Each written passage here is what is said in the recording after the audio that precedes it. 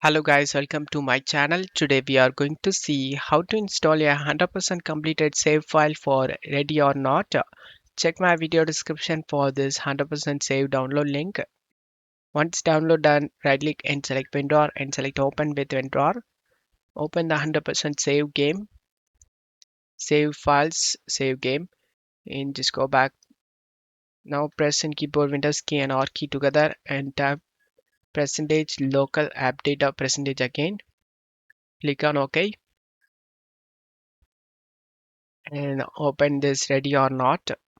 Saved, save games. This is where all your game progress will be saved. Before dropping this save game, backup your save games, copy and paste it in desktop. And now open this save games.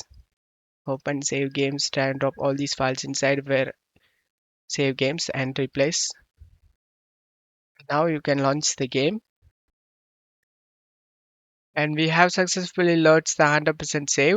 I hope this video helped you. If the video helped you, don't forget to leave a like and subscribe. Thank you.